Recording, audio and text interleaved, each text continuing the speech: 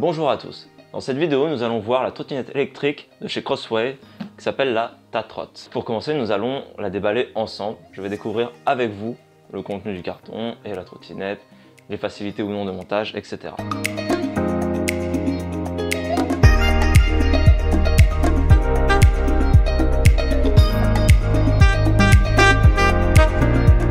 Qu'est-ce qu'on a? Le manuel d'utilisation et ici j'imagine le chargeur, c'est tout. Un petit topo sur la trottinette avant de commencer les tests. Donc sur le papier, qu'est-ce qu'on a? 25 km/h. A priori elle est débridable, vous pouvez monter plus haut que ça, mais bon, la législation française impose 25 km/h maximum. Nous avons des pneus increvables.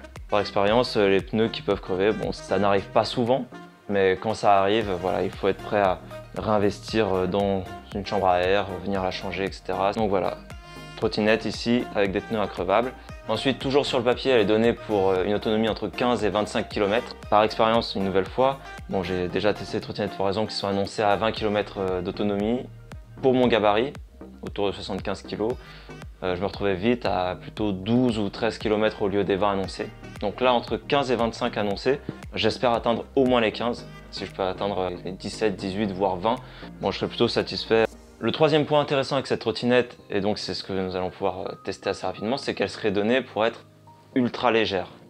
Bon, le colis pèse déjà 14 kg. Honnêtement, là, elle n'est pas ultra légère. Je pense qu'on est autour des 10 ou 12 kg, donc c'est pas non plus donné à tout le monde de pouvoir porter facilement 10 ou 12 kg. Ce qu'on va remarquer tout de suite, c'est que le poids n'est pas réparti équitablement. On a tout le poids qui est vers l'avant, vous voyez, ça penche tout de suite. Donc c'est vrai que pour porter, le confort n'est pas optimal. Il faudra s'y prendre soit à deux mains pour la tenir de manière équilibrée, soit accepter quand on la porte, voilà, qu'elle penche. Bon. Pareil, j'ai déjà utilisé des trottinettes qui le sont étaient parfaitement équilibrées, et c'est vrai qu'une trottinette parfaitement équilibrée, quand on la tient ici, c'est plus pratique, c'est plus facile à manier, en tout cas quand on la porte. Bon, ensuite l'avantage avec une trottinette, c'est que généralement, on va la garder à côté de soi, on va la faire rouler à côté de soi si jamais on n'est pas dessus. On va déjà regarder 2-3 choses dès maintenant, avant même de la tester dehors, de la mettre en charge. Là, on aurait le système de pliage. Je ne sais pas si je me suis bien pris parce qu'elle est hyper dure à déplier. Ah si, a priori je m'y suis bien pris. Bon, on verra si c'est parce que c'est la première fois, peut-être va falloir l'utiliser un petit peu, mais là c'était très difficile de la déplier, il a fallu un peu forcer. Donc même pour la replier, je m'inquiète un peu.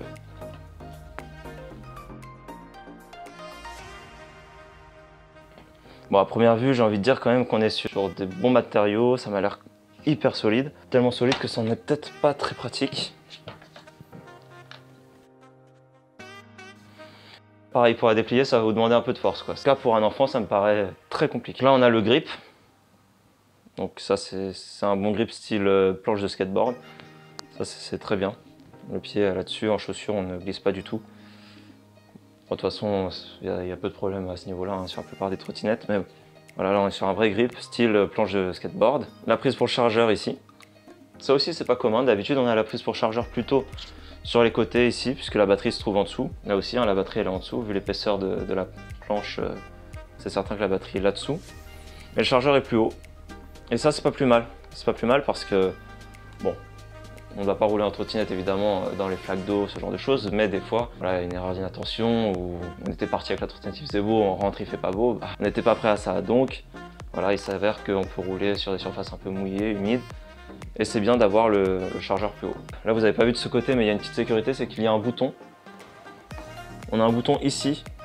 D'accord, là c'est verrouillé. Et si j'appuie sur le petit bouton, je peux venir la replier.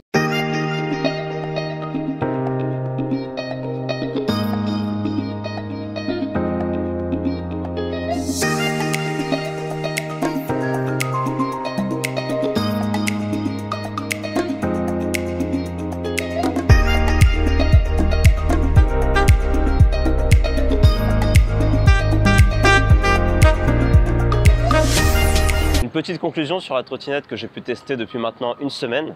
Avant tout, la trottinette est assez agressive, c'est-à-dire que l'accélération fonctionne franchement et le freinage est franc.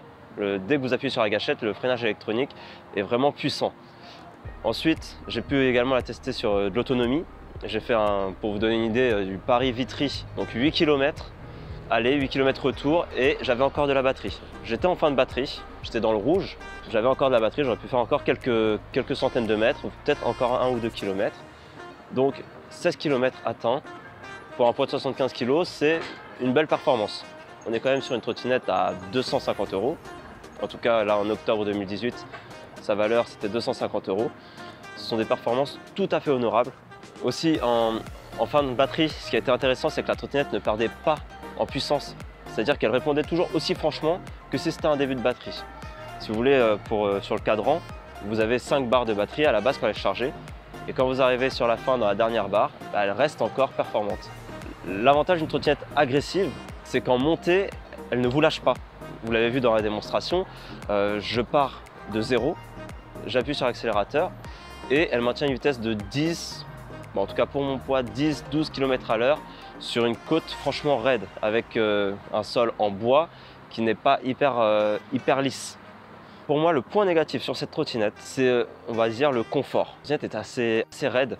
Nous avons des pneus pleins à l'avant et nous avons à l'arrière un pneu plus fin, mais vraiment dur.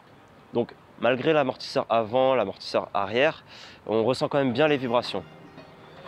Je noterai quand même que entre le début, quand je l'ai eu il y a une semaine, et maintenant que j'ai fait quelques kilomètres avec, j'ai l'impression que les amortisseurs se sont faits. C'est plus agréable d'être dessus.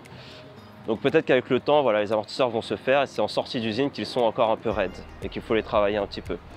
Un deuxième point, on va dire, un peu gênant, bien que honnêtement ça aille quand même. La lumière avant, rien à dire, elle est vraiment puissante. La lumière arrière, elle est ici, sur les côtés. Ça, c'est un réflecteur. Donc le réflecteur, voilà, va simplement réfléchir la lumière, ce qui est bien. Et les feux arrière sont là, donc ils ne sont pas spécialement hyper visibles, mais ils ont le mérite d'exister. Ils restent quand même visibles. Une dernière petite remarque, là je vais plutôt mentionner la béquille, en tout cas très pratique d'en avoir une. Vous voyez, la trottinette reste droite, ça c'est super. Maintenant, comment elle est fabriquée? C'est qu'ici elle vient clairement sous le plateau. Donc quand on s'attend peut-être à avoir, on va dire, ça d'espace entre nous et le trottoir, en réalité au niveau de la béquille, on a encore moins. Au lieu d'avoir ça, on va avoir ça à peu près. Donc c'est quelque chose à savoir pour, en tout cas pendant qu'on roule, ne pas être surpris de cogner un trottoir à ce niveau-là. Un point positif avec la trottinette, au niveau des pneus, voilà, un pneu increvable à l'avant, plein, un pneu un peu dur à l'arrière, donc en tout cas aucun risque de crevaison. Avec ça, vous savez que vous avez une trottinette qui ne va pas vous lâcher parce que vous allez crever quelque part. Donc ça, c'est vachement rassurant. Aussi, j'ai mentionné le frein électronique. On a un frein électronique, mais on a également un frein à pied. Là. Bon, le frein à pied, c'est assez curieux. Mais on dirait qu'il n'a pas été prévu de mousse ou de matière, en tout cas, pour venir freiner la roue. C'est directement sur le métal.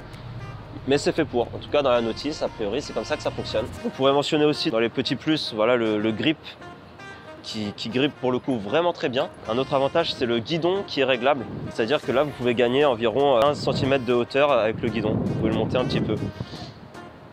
Alors, pour vous présenter un peu le tableau de bord, qu'est-ce qu'on a? Donc, vous avez votre indicateur de batterie, les 5 barres que je mentionnais tout à l'heure. Vous avez la vitesse, la distance que vous avez parcourue, en tout cas depuis que vous avez allumé l'appareil, le temps qu'il vous a fallu. Et vous avez aussi 3 modes de vitesse. Donc ici on a le 1, et on peut passer au 2 et au 3. En première vitesse, je suis limité à 12 km/h, en deuxième à 18, en troisième à 25. Et ça, c'est paramétrable. C'est vous qui le paramétrez. Il y a juste à regarder sur la notice comment changer quelques paramètres et vous pouvez l'adapter. Le reste se passe en dessous, la sonnette qui est ici, bon, pas très pratique, mais voilà. Allumer, éteindre au milieu, 7 pour les paramètres que je mentionnais. La lumière qu'on allume par là. Et donc le mode de vitesse qu'on change sur le dernier bouton. Pour conclure, à mon sens, une très belle surprise. Pour un prix 250 € honnêtement, c'est assez dérisoire pour une trottinette électrique. Pour de bonnes performances autant en autonomie qu'en puissance. À savoir aussi qu'elle est ultra paramétrable. Elle est livrée avec une limite à 25 km/h en vitesse maximale. Mais en réalité, vous pouvez monter. C'est-à-dire qu'en changeant les paramètres, vous pouvez passer à 26, 27, voire 30 c'est vous qui le définissez. Moi je ne l'ai pas fait, je ne l'ai pas testé pour rester dans la limite légale de pratique en France. Voilà, sachez que vous pouvez le faire, d'accord? Chacun fait ce qu'il veut derrière.